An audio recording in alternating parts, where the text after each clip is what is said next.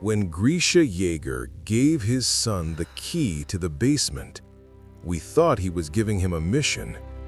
When he injected him with that serum, we thought he was giving him power. But what if I told you the true inheritance, the real legacy Grisha left his son, wasn't the attack titan? What if it was a curse? A psychological prison, far stronger, far more brutal than any of those stone walls. We are obsessed with that moment. The flash of light, the needle. Eren literally swallowing his father's legacy. It's the inciting incident of the entire saga. But we have to ask a darker question. What else did Eren ingest along with that Titan serum? This video isn't about the power, it's not another top 10 Titan abilities breakdown. This is about the poison. This is about the psychological inheritance, the generational rage, the crushing, suffocating weight of a failed revolution, and the desperate, cold fanaticism that was passed from one man to his son. This is the story of how a father's past didn't just influence his son's future. It wrote it in blood. To understand this, you have to understand Grisha. And for Grisha, this was never just political. His drive wasn't born from some grand, abstract ideology. It was born from pure, unfiltered childhood trauma. It starts with his sister, Faye. Her brutal, senseless death at the hands of laughing Marleyan soldiers, that wasn't a political lesson for Grisha. It was a personal wound, a wound that never healed. It just festered. From that moment on, Grisha Yeager saw the world in a brutal, horrifyingly simple binary. It is us, the oppressed Eldians, and it is them, the monsters who feed children to dogs. There is no nuance. There is no middle ground.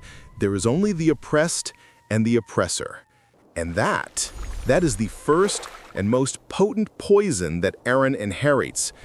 When Eren screams about his own mother's death, when he looks at the Titans with that bottomless fury, he's not just his mother's son. He is, unknowingly, Faye's avenger. He inherits this binary worldview. It's the seed for Eren's entire philosophy. If we don't kill them, they will kill us. He doesn't see enemies. He sees them. He sees the dogs. Grisha's personal, agonizing vendetta just found a new, more powerful host. It became Eren's global crusade. But the hate is only one part of the equation. Here's the second part, the one we often forget. Grisha Yeager already had one son, and he failed him miserably. He tried to turn Zeke into a revolutionary tool. He didn't raise a son, he indoctrinated a soldier.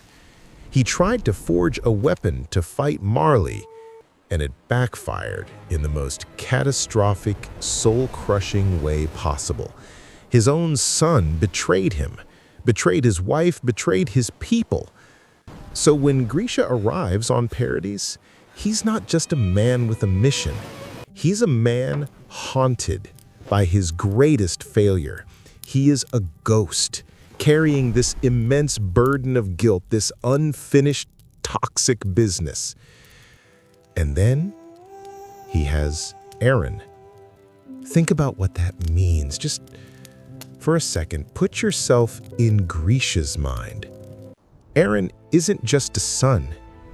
He is Grisha's second chance. He is the do-over.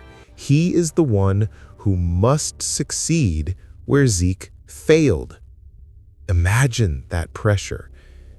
Eren isn't just fighting for his own freedom. He is, on a deep, unconscious level, carrying the weight of his father's failed mission. He has to justify Grisha's new life. He has to be the son Grisha needed Zeke to be.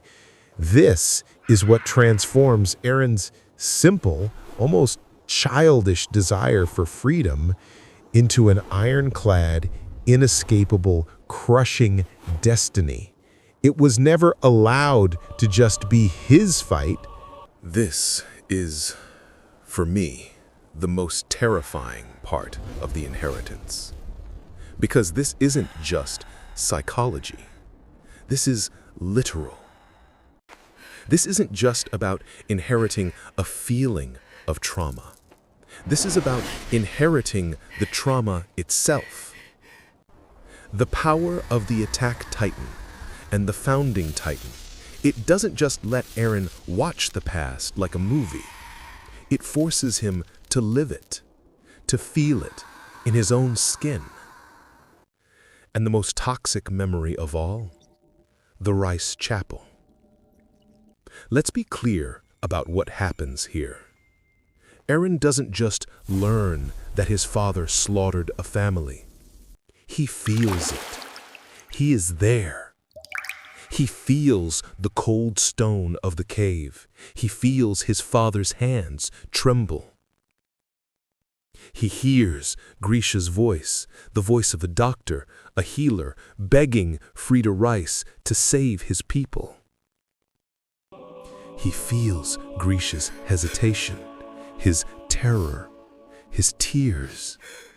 He feels the weakness of a man who doesn't want to kill. And then he feels something else. He feels the cold, brutal, murderous resolve as his father transforms and murders them all. Men, women, children, tearing them apart. This right here, this is the true sin. It shatters Eren's moral compass. It destroys any black and white view of his father. How can you judge your own actions when you have literally inhabited the mind of your father during his worst atrocity? It normalizes the monstrous. It sets a horrifying, soul-destroying precedent in Eren's mind.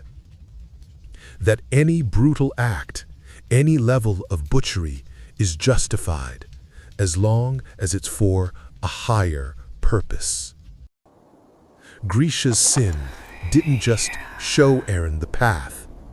It gave him the psychological permission to walk it.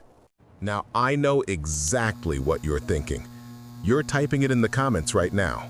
But wait, Eren was always like that. He was born this way. And you're right. Let's be completely honest. We all remember that scene. 9 years old. No Titan powers, no basement key. And he tracks down 2 adult kidnappers and brutally, methodically, kills them to save Mikasa. That darkness, that absolute terrifying determination, that willingness to kill for what he loves, that was already in him. That is pure, unadulterated Eren Yeager. I am not arguing that Grisha created the monster. But here is the key. Grisha didn't create that fire. But my God, did he pour gasoline on it? He took that raw, chaotic, violent nature, and he gave it an ideology. He gave it a target. He gave it a global, apocalyptic justification. Grisha's inheritance was the catalyst. It's what took a boy who would kill to save one friend and forged him into a man who would kill the world to save his people. He weaponized his son's nature. And that is the sin. This whole tragedy, it brings up a terrifying question, one that goes way beyond anime. It's about inherited trauma. It's the ultimate unwinnable debate, free will versus determinism. Was Eren Yeager ever truly free? Think about it. This is the man who spent his entire life screaming for freedom, fighting for it, killing for it. dying for it. But was he? Or was he just a puppet? A puppet pulled by the strings of his father's past, and as we later find out, by the horrific future he himself created. He is trapped in a causal loop, a prison built by his father's sins and cemented by his own atrocious decisions. It's a heavy thought, and it makes me think about us, in our own non-Titan-filled lives. We all inherit things from our parents, not just our eye color. We inherit their fears, their anxieties, their prejudices, their unfinished dreams, their quiet resentments. So, take a second. Think about it. Which of your beliefs, your strongest convictions, the things you would fight for, are truly yours? And which are just an inheritance, a sin of the father that you've been carrying, maybe without even knowing it? Let me know what you think in the comments. I really want to know. In the end, Eren Yeager's story is the ultimate bitter irony. He is the attack titan, the Shingeki no Kyojin, the one who always moves forward, the one who embodies the unending search for freedom. And yet, he was never free. He was chained from the moment he was born, chained to his father's rage, chained to his father's mission, and chained to his father's memories. It leaves us with that final, haunting chicken and egg paradox of their existence. The question isn't just what Grisha gave to Eren. It's this: did Eren, from the future, reach back and force his father to commit those sins? Or was it the crushing, unbearable weight of Grisha's sins, his ghost, that created the monster in Eren in the first place? Who was really the father to the man?